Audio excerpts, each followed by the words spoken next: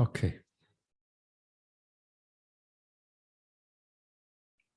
Kayena vacha chittena pamadena maya katang achayang kamame bante buri panya tathagata kayena vacha chittena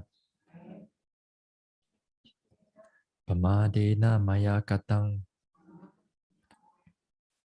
achayang kamame dhamma sanditika akalika kayena vacha chittena pamadena maya katang achayang kamame sangha supatipanna anuttara sa namo tassa bhagavato arahato samma sambuddhassa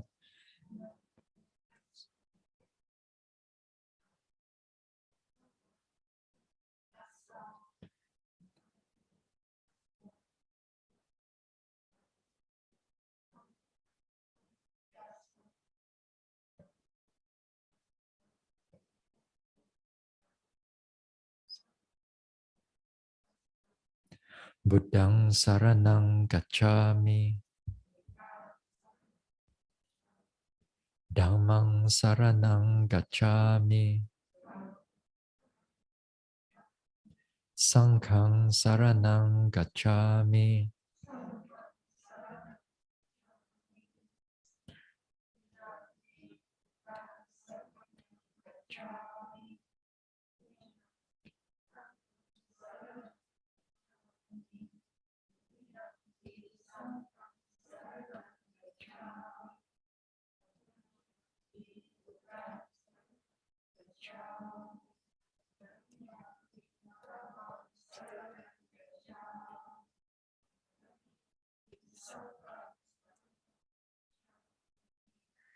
tisarana gamanang paripunang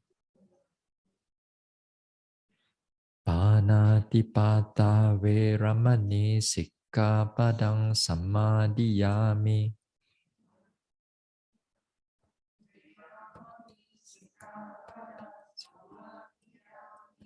adina dana veramani sikkhapadang sammadiyami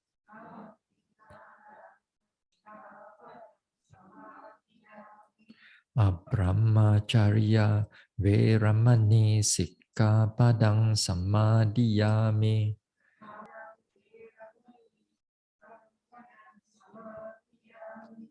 musavada veramani sikkhapadang sammadiyami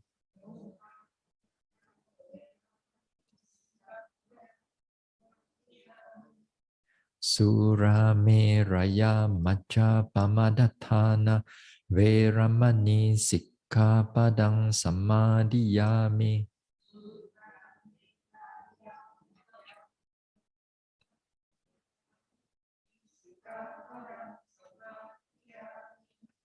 Vikala Bhojana Veramani Sikkhapadang Sammadiyami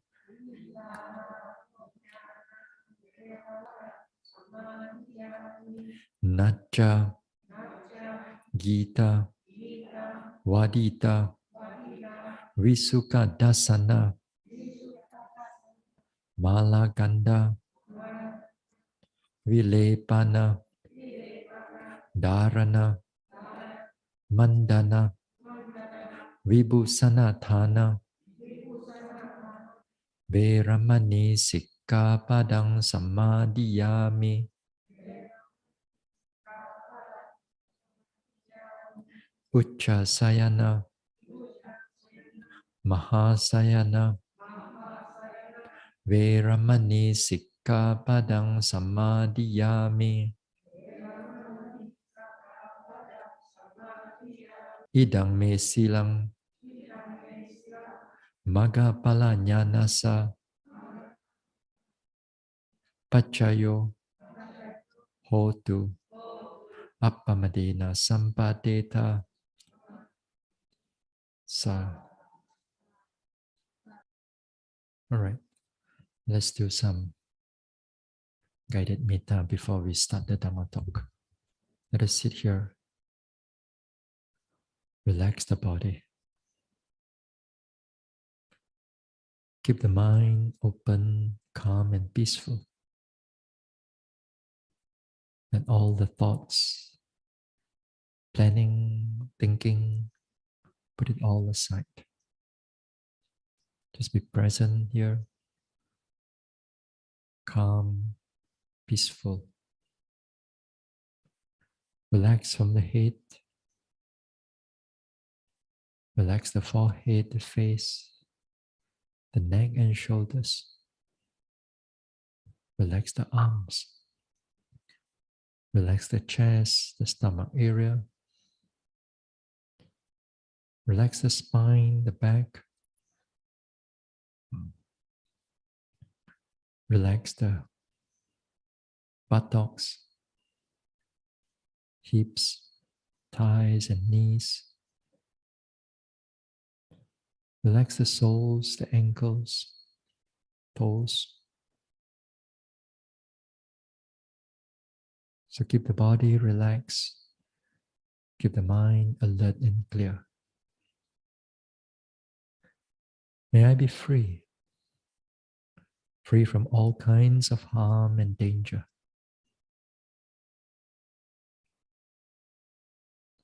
Free from all mental suffering. Free from all physical suffering. May I be peaceful. May I be able to live with myself happily and with others happily. May I be well.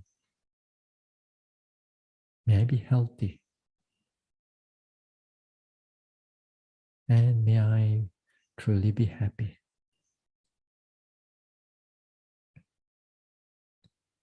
May I be free from all kinds of harm and danger. Free from all mental suffering. Free from all physical suffering. May I be peaceful. May I be well. And may I truly be happy. Now let us spread the metta. Let us spread the metta to all the people in the center and to all the beings too. May they be monks or nuns, yogis, helpers, volunteers, workers, supporters, donors,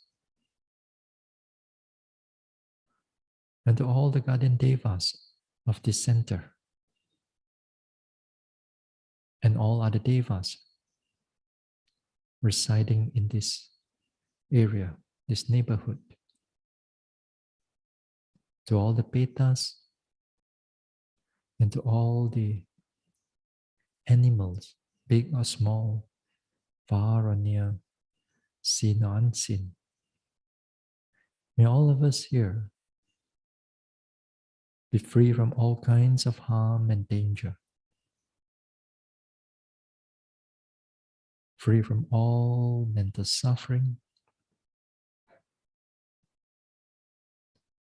free from all physical suffering. May all of us be peaceful, be well and healthy,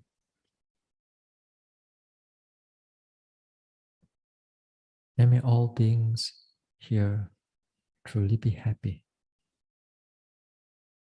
May all of us here be free from all kinds of harm and danger. free from all mental suffering, free from all physical suffering. And all beings here be peaceful, be well, be healthy, and may all of us here truly be happy. Now let us expand the metta. Let us expand the metta to all the beings in this country. May they be humans or non-humans, betas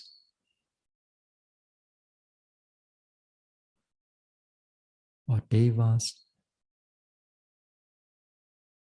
or animals, big or small, far or near, seen or unseen. May all of us here be free from all kinds of harm and danger, free from all mental suffering, and free from all physical suffering. May all of us be peaceful, able to live in harmony with ourselves and in harmony with others. May all beings in this country, may they all be well, be healthy, and may they all truly be happy. Now let us expand our goodwill, our metta, loving kindness to all the beings in this world. May they be our loved ones, near or far away, or those people whom we do not know wherever they are, and to those whom we dislike or those who dislike us, to all the guardian devas of the sasana, to all other devas residing in this world, to all the petas, and to all the animals, big or small, far or near, seen or unseen.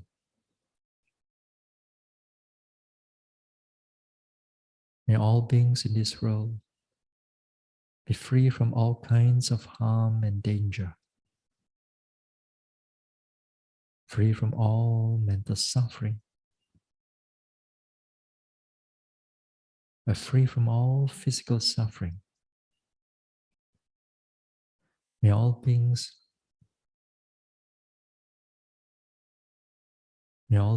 be healthy, be peaceful, and may they all truly be happy. May all beings in this world be free from all kinds of harm and danger, free from all mental suffering, free from all physical suffering. May all beings in this world, may they all able to live in peace and in harmony, not in war or violence. May all beings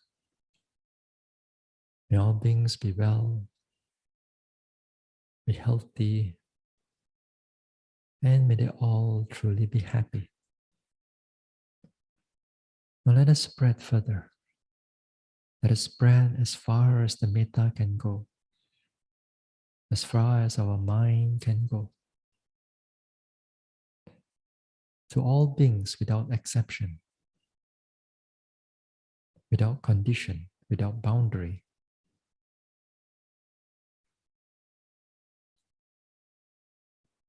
To all beings in this universe or universes, to all beings from the highest planes of existence down to the lowest plane of existence, and all the beings in all the world systems. May all beings May all beings without exception be free from all kinds of harm and danger, free from all mental suffering, free from all physical suffering. May all beings able to live in harmony with themselves and in harmony with others. May they all be well, be healthy, and may they all truly be happy. May all beings without exception be free from all kinds of harm and danger,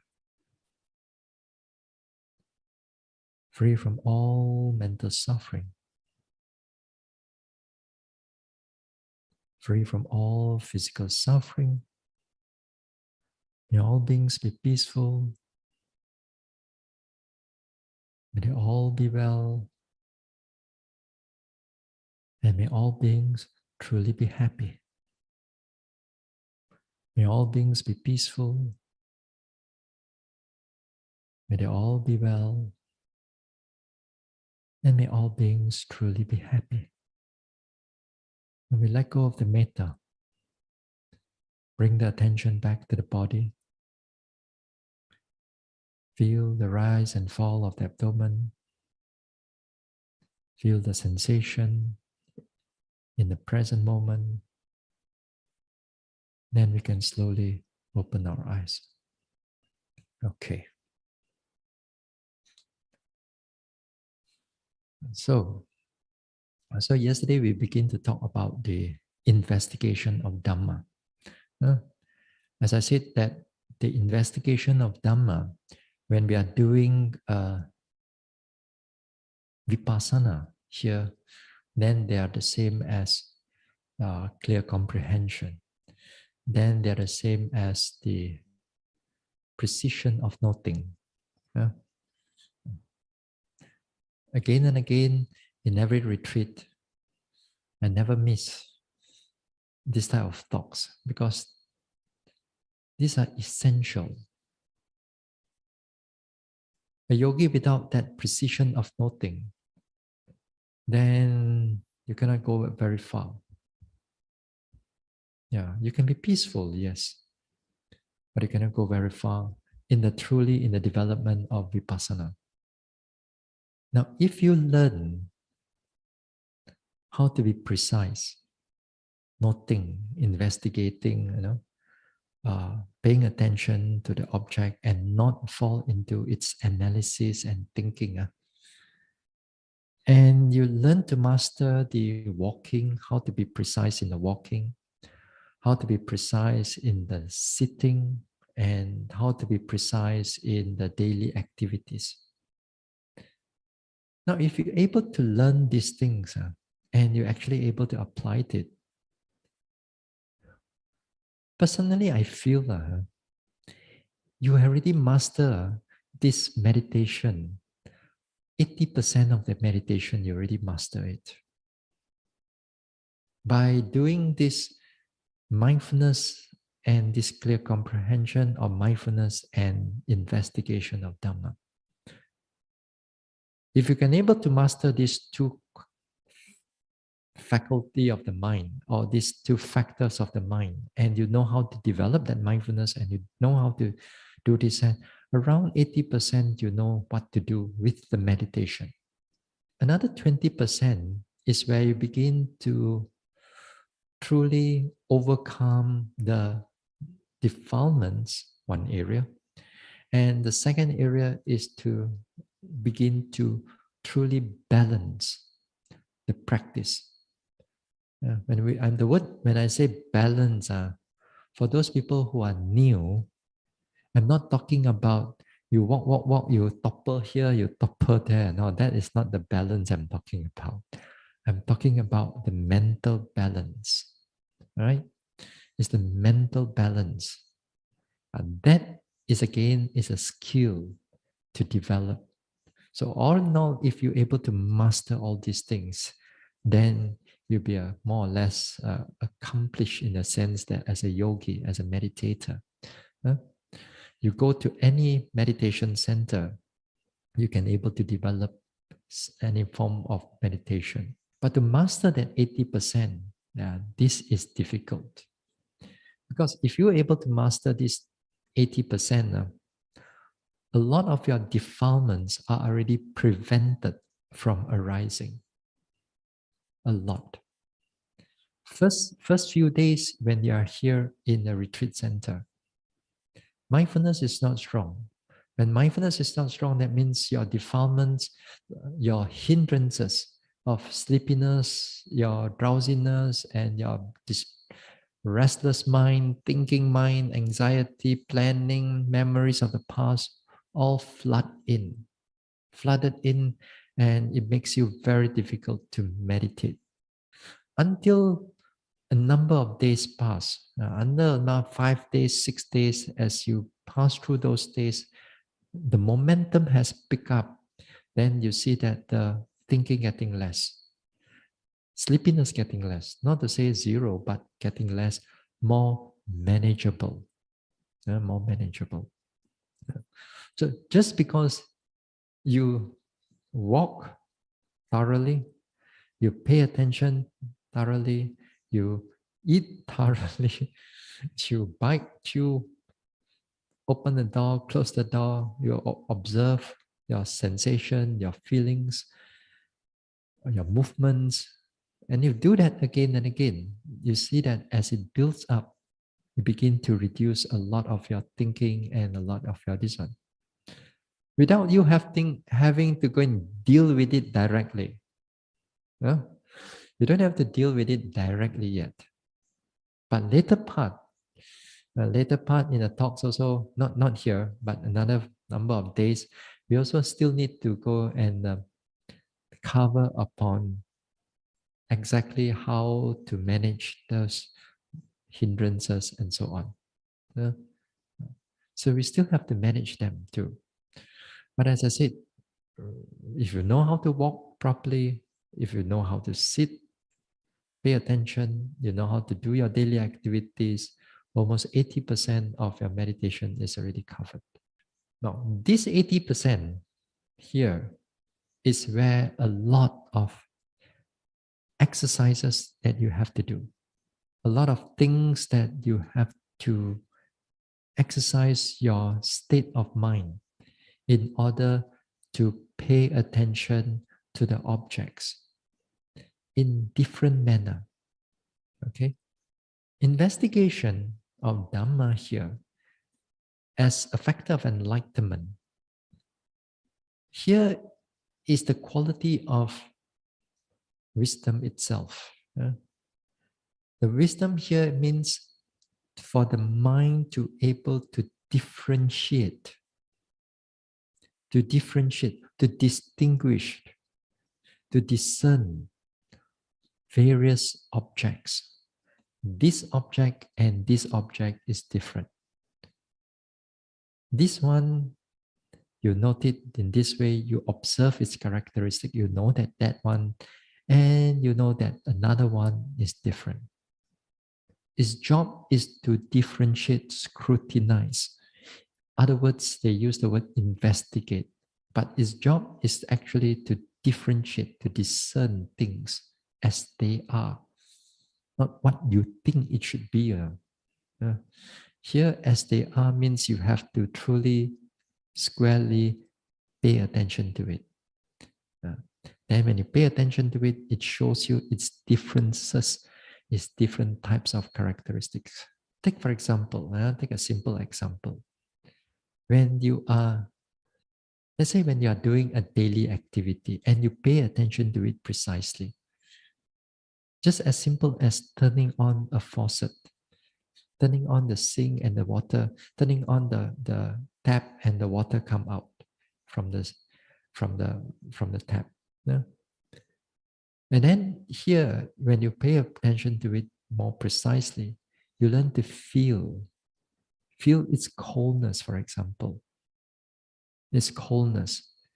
You feel sensation on the hands. Yeah?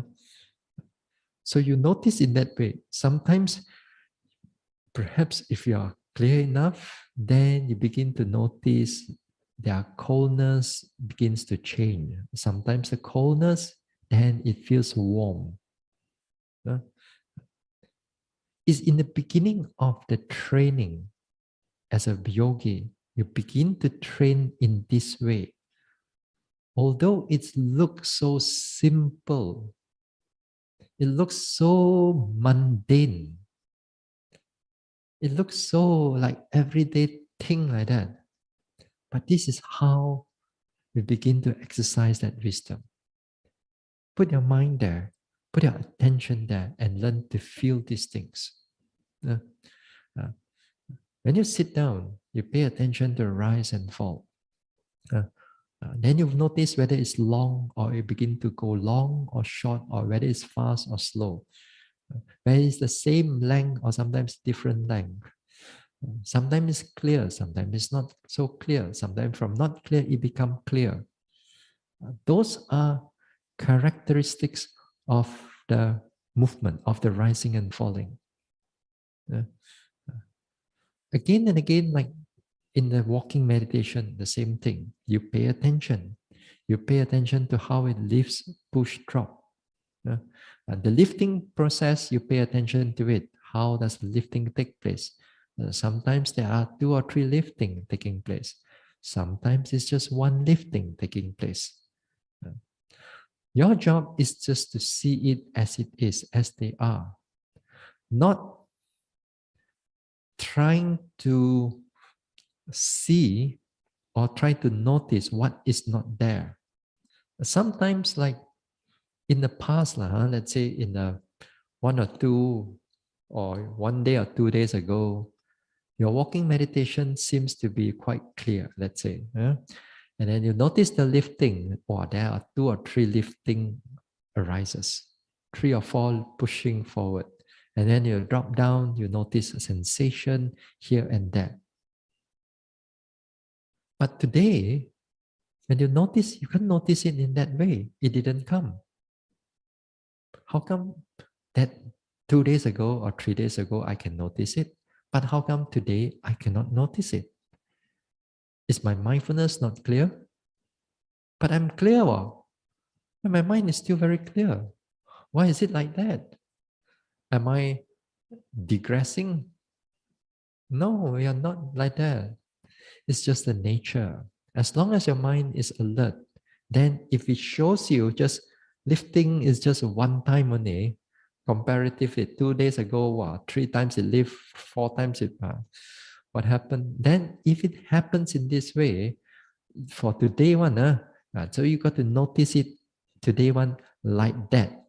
Not thinking about how come 3 days I can see that, but today I cannot see this thing. Then you're harping on the past. You're still thinking about things about the past. So in the Vipassana, is to make sure that your mind is alert and clear.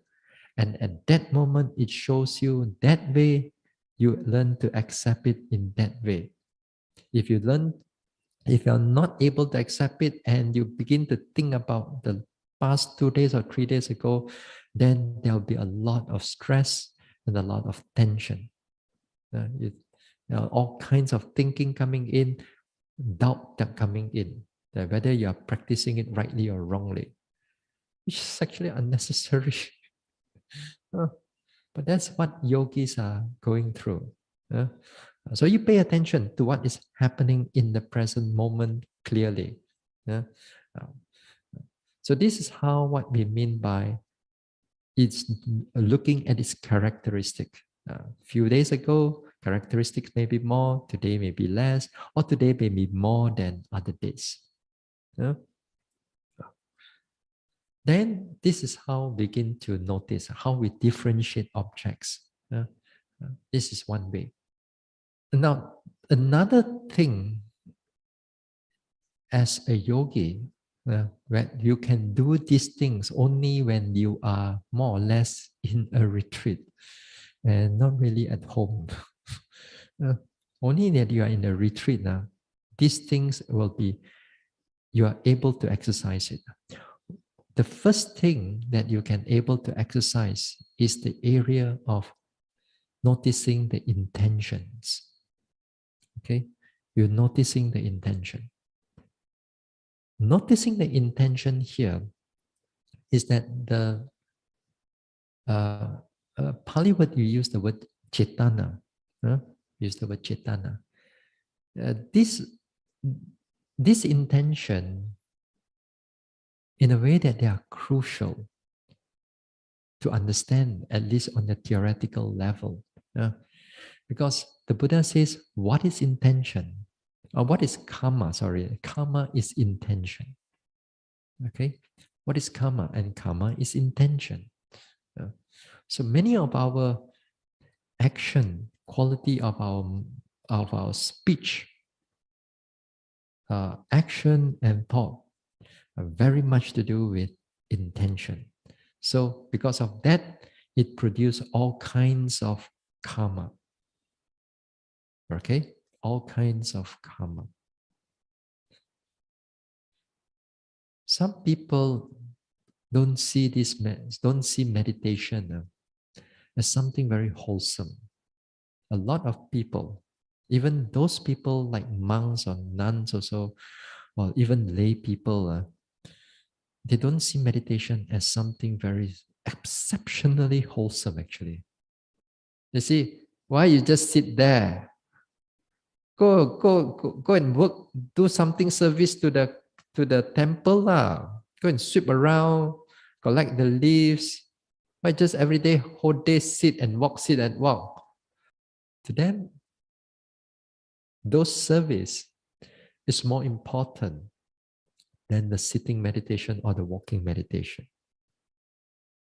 They don't realize that how much purity of the mind can create all kinds of wholesome mental resultant, mental action, and therefore happy resultant for the future. They don't see that. They don't see it as a purity of the mind that you just sit down there or you walk there. Just by that purity of the mind, that all kinds of wholesomeness is already being produced. Wholesome mind, wholesome because of the nature of intention that producing all these type of things. So don't underestimate the power of a wholesome, well-developed mind. A well-developed mind. The karma is really powerful, actually. Don't underestimate these things. Sometimes, as I said, as a Buddhist devotees, you'll be easily influenced by other devotees that 来啦 key cho dana lah, go and do dana lah, bye, chanting, morning chanting, evening chanting, night chanting, and a lot of chanting, or do a lot of dana. Not to say that is bad. If you don't do anything in your life, then that one is much better than doing nothing. But if you are doing something already wholesome, such a powerful this one, but you don't see it, then sometimes a lot of us do things which is we are more comfortable.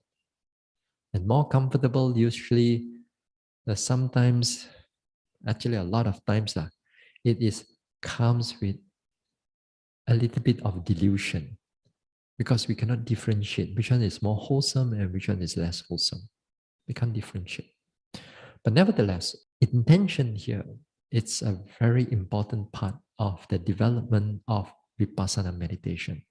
And it is in the Vipassana development now, we begin to differentiate what is intention and what is resultant of it. And we can see it immediate resultant.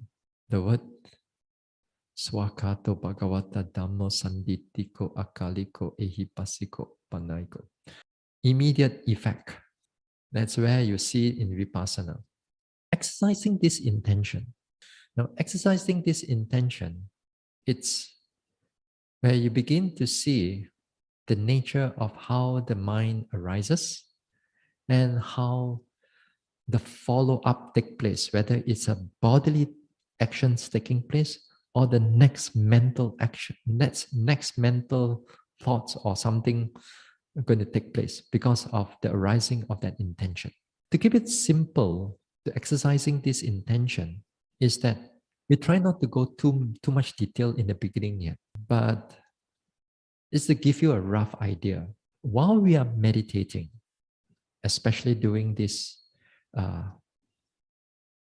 vipassana meditation, exercising the investigation of Dhamma, this intention is part of it. It's actually part of it. Because again, here, you are differentiating cause and effect. You're differentiating cause and effect. Not just one object to another object, but this time is cause and effect. Yeah? You differentiate what are the conditions that arises and what are the resultant that taking place. Okay, so therefore, in here we also exercise it in the sense that, like in the beginning of our walking meditation. In the walking meditation, we emphasize that before you start walking, note the intention first. You note the intention to walk, intention to walk, intention to walk. But in the beginning, for beginners, then this intention to walk is actually more of labeling only. You haven't catch the mind, haven't catch the actual intention yet. Because the mind is subtle. But nevertheless, it's there, but still nothing much there yet in the beginning part. But you do it anyway. Because again, here, when you do it, it forms a habit. Okay? And it's a very good habit. So you start off with a walking meditation with noticing the intention. We walk, walk, walk, walk, walk. Sometimes at the end of the walking, we also able to catch the intention. The intention that comes in the end of the walking sometimes may not be intention to stop, intention to stop. You're going to bang the wall already. That time you don't like that. The intention may come in as just going to stop. Intention may come in as the wall is there. The intention comes in as a thought, maybe it's the end of the walk, it's at the end of the path. It's coming as just a small little thought, not as like what you're beginning of walking, there's an intention, it's a specific intention. But the end one, sometimes it's not so easy to catch it. But it will be good that yogis try to catch it. You walk towards the end already, then take note of the mind. There you are. The thought arises, then boom, two or three more steps, perhaps it already come to its end. So that means you begin to catch hold of that particular thought. And that is good. Now, once in a while, if you can catch it, then it's good. You don't have to be purposely do it all the time. It can be very stressful. Okay? After all, you got so many walking, so many turning. So maybe try a few here and there. It can be very helpful for your development. Then another intention that we can do is the turning. Then you're turning at that time. Once in a while, you try to do it, noticing the turning. Then after that, when you want to start the walking again, then you notice the intention. Okay. Now, noticing this intention, it would be good in the sense that when you note the intention, automatically the mind will follow through. Automatically, the mindfulness will follow through to the next thing. That is to say, if you note your intention to walk, the walking, the actual process of walking, your mind is already there. So by the time you finish your intention, you note your right step, left step, right step, left step, or lifting, pushing, dropping at that time. Your mind is already followed through to the lifting, pushing, dropping. And while it follow through, that is wonderful. Then you follow to take note of the sensation or whatever that's going on with the lifting, pushing, dropping. So too, when you want to like turning, also the same thing. Once in a while, you note the intention of turning. Then when it turns, you pay attention to it. How does it turn? So this time, as you note it, you become more precise in the noticing of the turning, which is good. Okay. noticing the intention, you try to notice it as best as you can, but don't overdo it. No? Don't overdo it. Once in a while, you do it. But the beginning of the walking one, that would be good that every time you want to start walking, you try to notice it. Okay? So the one that in between one, try not to do it that much, but still do it. There are other places also that you have to learn to exercise your intention. That is to say, when you change your major posture, okay? When you change your major posture, what are the major postures that you have? Major posture here is your standing posture, walking, sitting down, and lying position. The four major postures. Now, in these four major postures here, whenever you want to change from one posture to another posture, then you try to note the intention. For example, when we start the walking, it's a standing to a walking, walk, then you note the intention. Okay, so like you're walking, you want to go to stopping, and that means you're standing back again. That means that also once in a while you catch hold of your intention. Now, also you exercise it into your in between of walking and sitting. Yeah, that is to say, from that walking, you want to go to your sitting. Then this time, you slowly walk, mindfully walk there. Then you continue your third phase, right to your seat. Okay, then note your intention to sit down. Then slowly. Then you feel like the body pulling here, pulling there, pulling, then go down. Then slowly adjust your leg, mindfully adjust your leg, and then bring over all the mindfulness and the development that you have developed just now from the walking meditation directly connect to your sitting. And that would be very good. But some of us, you walk, finish, then it walk to all the way to toilet, then you do some your business there, and then walk back. The thing and problem is that, not to say you cannot go toilet. The problem is that you flush your mindfulness down the toilet. You're not mindful, ma. I know. If you can able to tahan, if you're able to tahan for the next hour, then try not to go to toilet yet. But bring all your this one slowly and then go to your sitting. If you can tahan for 2 hours, then by all means you do so. But if you cannot lah, you have to go. You have to go lah. But try to go mindfully. That's how we begin to practice. These kind of things that nobody taught me on in the past. It's all come by trial and error. How come I go to toilet, come out, meditation or koyak one? How come just now walking meditation was good? Now not much thinking. All these things slowly begin to discover by trial and error, which I think is very good practice. Straight away you go into your sitting meditation. Straight away go to your sitting meditation. Then after you finish the sitting meditation, then you drink your water, go to your toilet, go to your bed. Then you start your walking meditation. And then for the next 2 hours, you do like that. So all in between that 2 hours is a solid 2 hours that you build up. It build up. Then after this one, coming to the following walking again, then you relax the body. Then you bambana, but then build it up again. Like that though. So in this way, then you begin to notice a lot of things. You notice how you walk and then you come down mindfully, take notice of your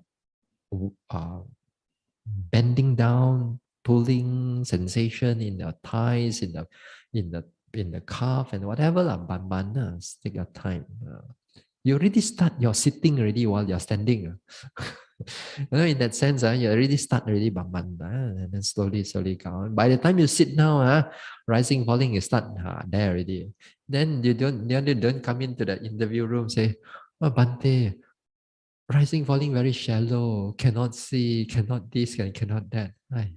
So do it mindfully, do it thoroughly. So note your intention. So as I said, you note your intention, automatically the mind follows through. The mindfulness follow through. That means there's a continuity of that mindfulness there. So you sit down and you pay attention. Then when you want to get up also from the sitting meditation, then again note your intention to get up. Not like, wow, the pain is so much, then relieve it, just get up. Press the leg, and then don't do like that. Slowly get up. Note your intention first, then only we get up. Yeah? Not only in this walking and sitting, but also like in your lunchtime, breakfast time, you're sitting on the chair, getting up from the chair also. Trying to note the intention, then slowly go down. Try to discover for yourself all these things, all these small things, because it's going to be very helpful in arousing that mindfulness. Okay? In arousing that mindfulness. Now, there are certain intentions that you have to be careful and don't do it too much. Intention that arises within the posture, okay? Within the posture, in between one, all these, you got to be careful. To give you an example, like the walking meditation again. You're walking while you're lifting, pushing, dropping. Now here while you're walking, some yogis tend to notice, they like to do this, like intention to lift. They want to note the intention to lift first before lifting. Intention to push before they go into pushing. Intention to drop before they go into dropping. Then the next one, intention to lift again. Intention to push, intention to drop. Then because of you notice that intention, automatically the mind will follow through in noting the lifting part, Then intention to push, automatically again the mind will just follow through to noting the pushing part. You think it's good, ma? What's wrong with it? The mind even more precise noting the thing, but you got to be careful for that.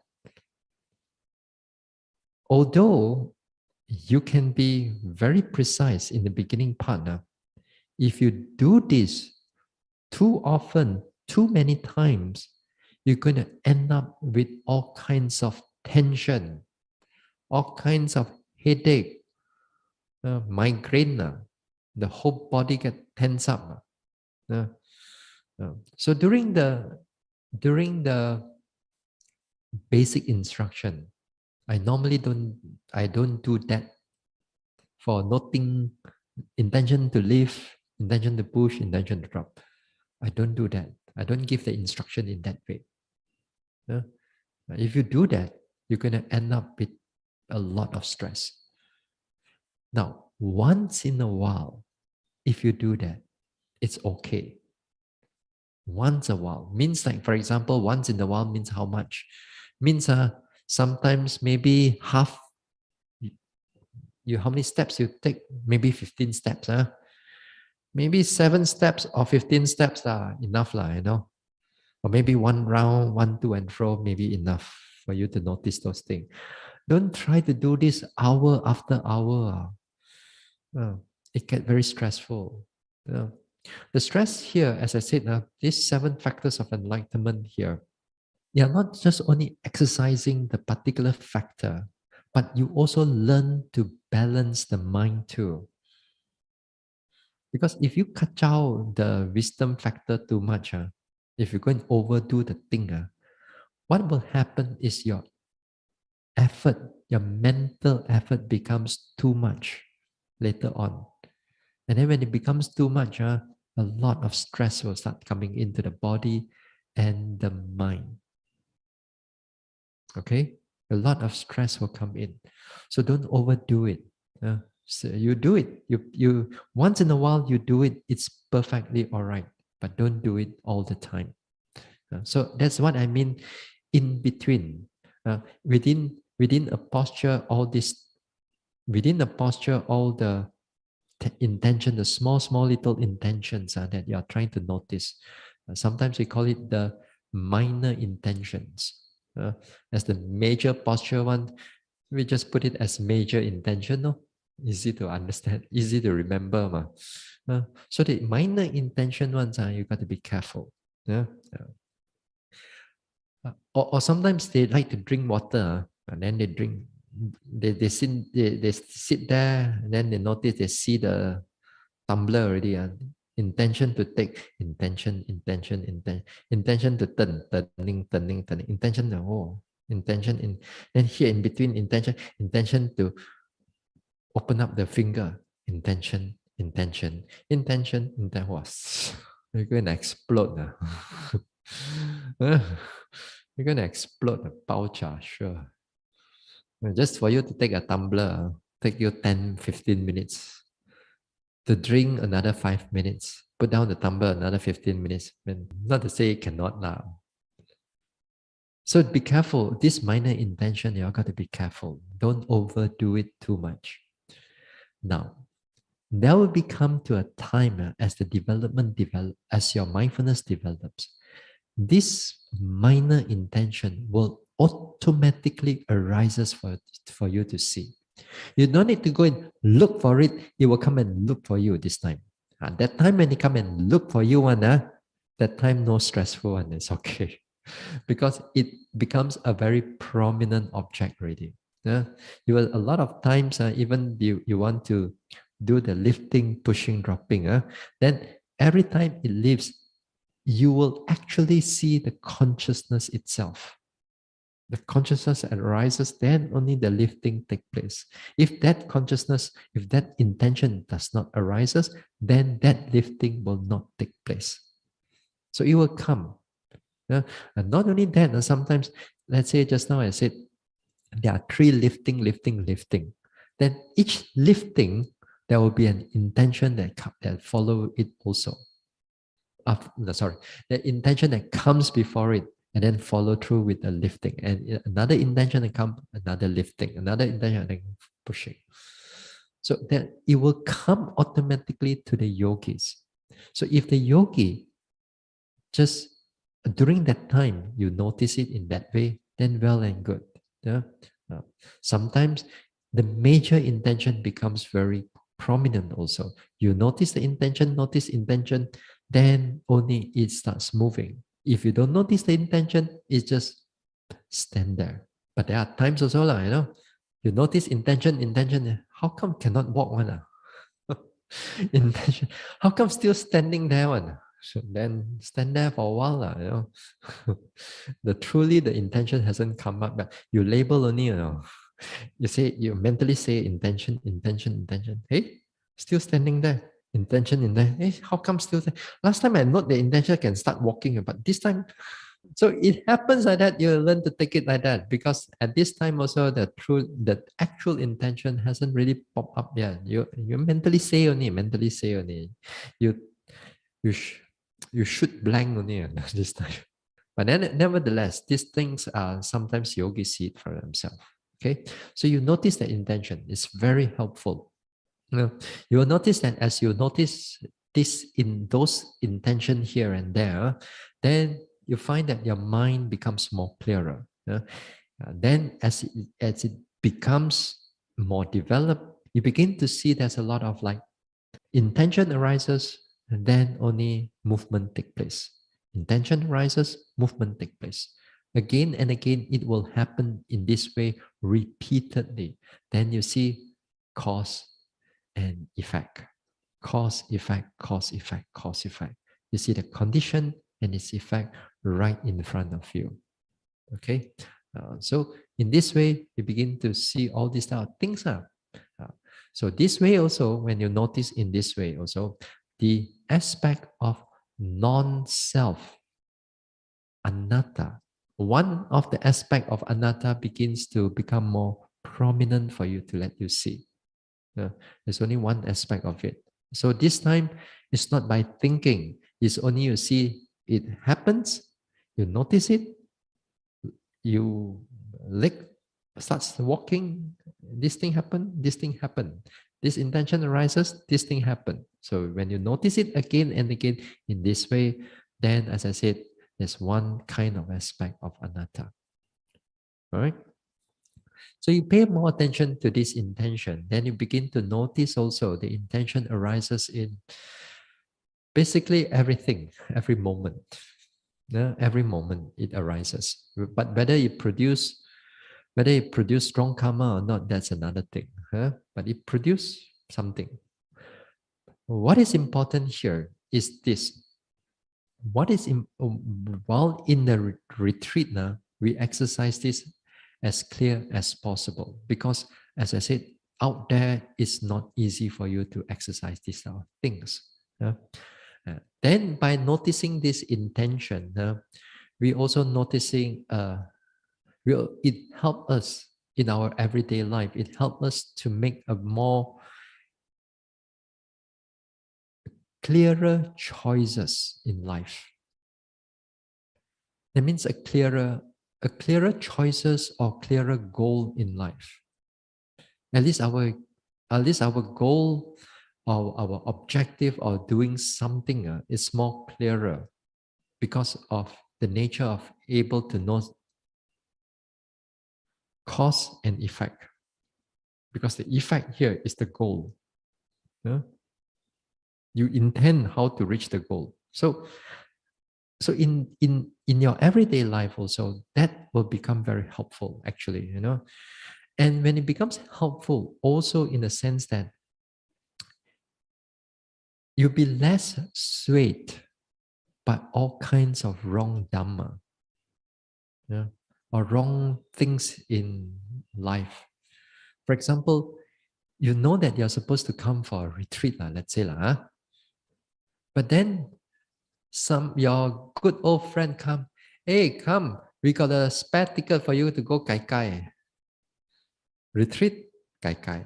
Retreat, Kai Kai. Now you're not sure where to go now. You are being tempted because you're not sure what is more important, and also you are clouded. You know there's supposed to be something wholesome, but you're clouded by a lot of all the greed and so on. Then, retreat can wait one. Kai Kai first. Then you go. Ah.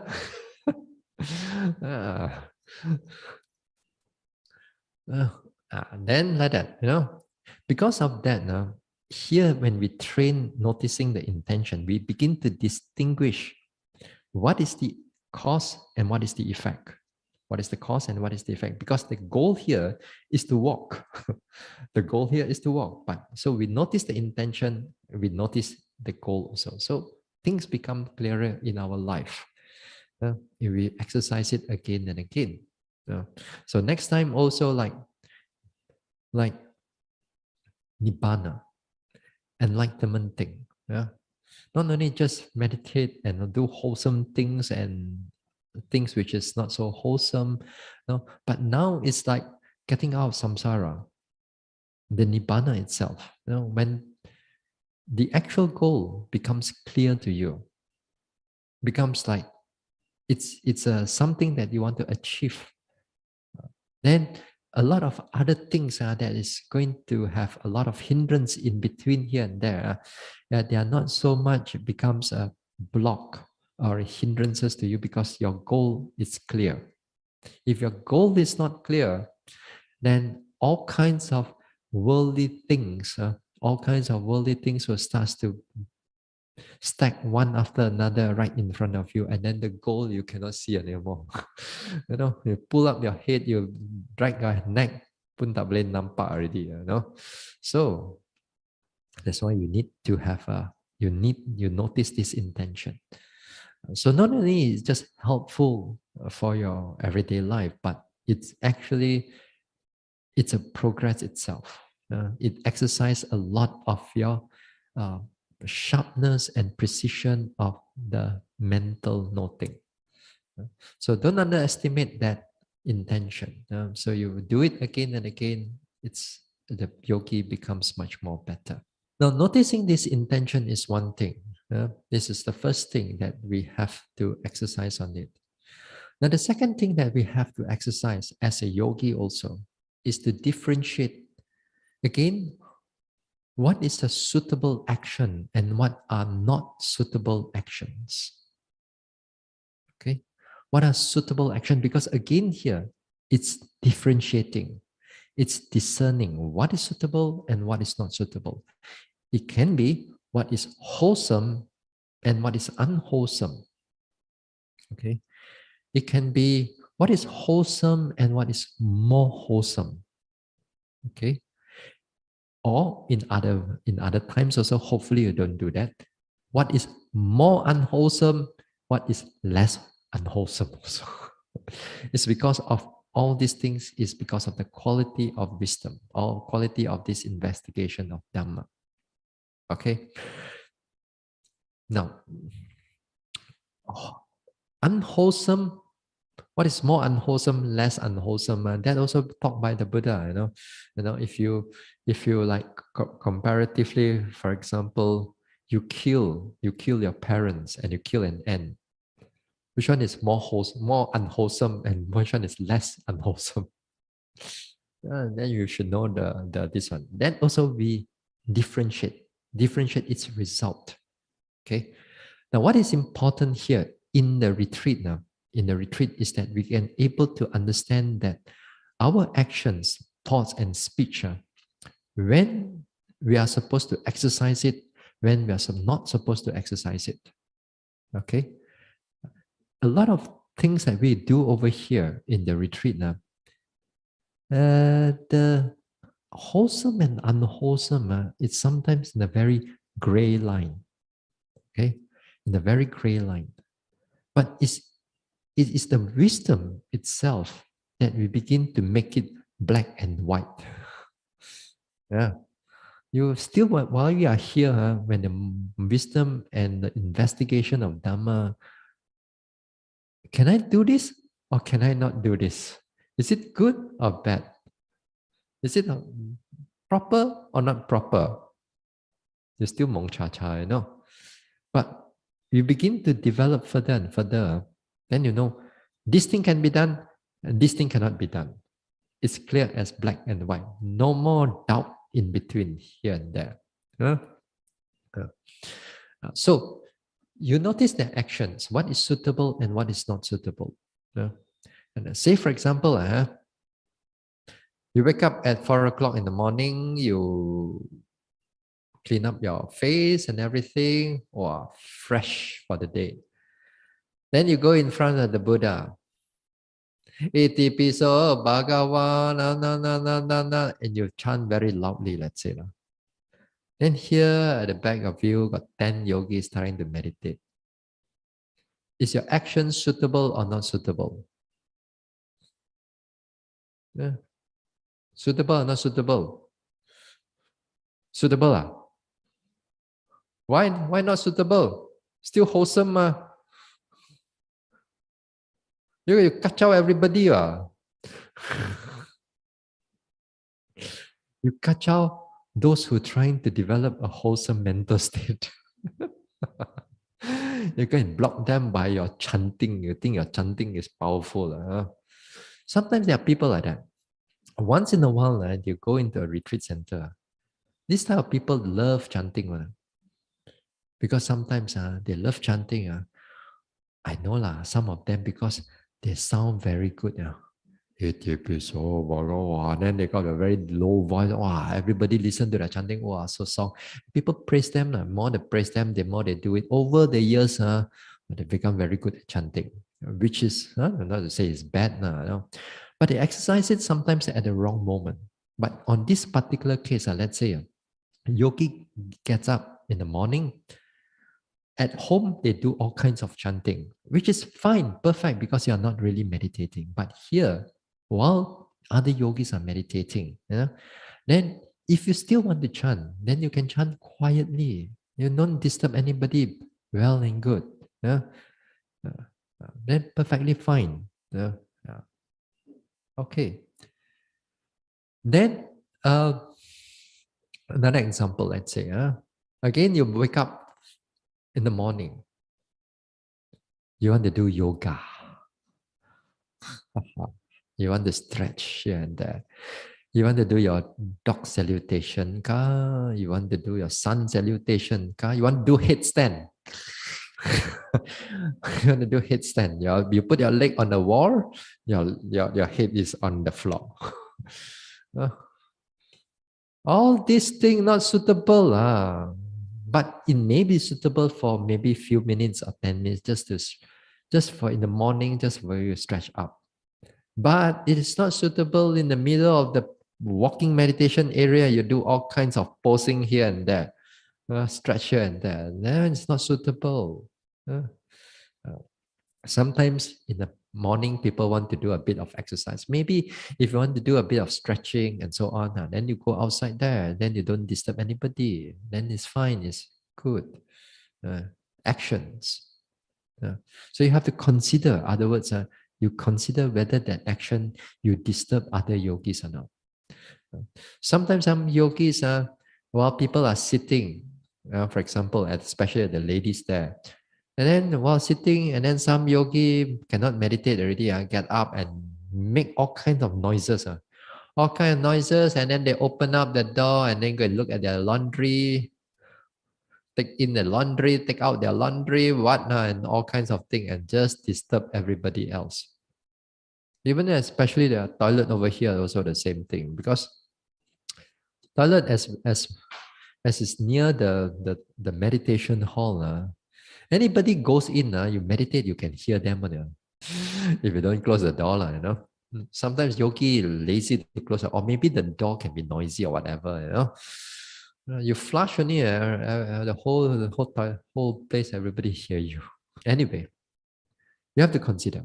You have to consider your actions, whether your actions are suitable to others or not. And another thing, whether it's the very important thing is to consider whether how much you're supposed to talk or play with your phone. Here, not much of a phone you can play, which is good, But talking, again here, when you're in your own room, in your this one, the other yogis are truly want to meditate, And sometimes you want to go and make friends and go and talk to them. You can kena marah, I tell you. Just give you this one. Sometimes some yogis are very serious in their practice. They got that short time, 2 weeks only. And here you are, you want to gag, I want to come and make friends with them. You come and talk to them, they tell, then they walk away. if they do that, I praise that yogi, and then I'm going to knock your head. Because you can cut out people. Sometimes some yogis, even their one word or two words, can be very disturbing to other people. Sometimes yogi are meditating, and then they get up. Then after that, then sometimes other yogis are very kepo, Then it's come, hey, just now, you're moving your body. Do you know or not? Do you know or not? Yeah, kepo, Got nothing else to do as if. Sit, do your own meditation. Don't go and catch out people. More in the bigger meditation center or more yogis. You can see all kinds of people. But if you're on the receiving end, let's say there's some people come and talk to you, you can turn away. It's not a problem. You don't have to listen. You don't have to take in so much of what they talk. You just ignore all their words, because once in a while, this type of words, if you are not mindful, it become very hurtful inside you. Become very, very the whole mind. So make sure that you don't take the words too strongly, just more or less ignore it. So try not to talk, because if you start talking, then the whole place cannot able to meditate. Worse than a COVID. Worse than COVID, I tell you honestly. So make sure that you don't try not to talk. So if you need to talk, consider your speech. How much you need to talk, whether it's suitable time for you to talk or not. For example, if you need something to buy from Sister Sam, then speak what is necessary, and then after that, finish the talk. Don't go there and king kai, Well, long time didn't talk to you, Sister Sam. So how are you? And all your Cheonghe and all that will start coming in already, you know. So speak what you need, and that's it. If not, keep a noble silence. Something on this area. We're going to continue again on this investigation of Dhamma on Thursday and Friday. Okay. So our Dhamma talk will be like this: Monday, Tuesday, Wednesday no talk, Thursday, Friday, Saturday, Sunday no talk. Okay. Interview will be Tuesday, Thursday, Saturday. Okay. And the one that I put down there, the interview list, I put on Tuesday, then on Thursday you'll come lah. It's the same interview list. Okay. All right, we stop here. We share merits. Idang me bhavanang nibbanasa pachayo hotu. May my mental cultivation be a condition for the realization of nibbana. Imang no punya bagang sabba sattanang dema. We share these merits with our departed ones, with all beings and all the devas. Sabbe satta sukhi hontu anumodantu. May all beings be happy. May they rejoice in these merits. Sadhu, sadhu, sadhu.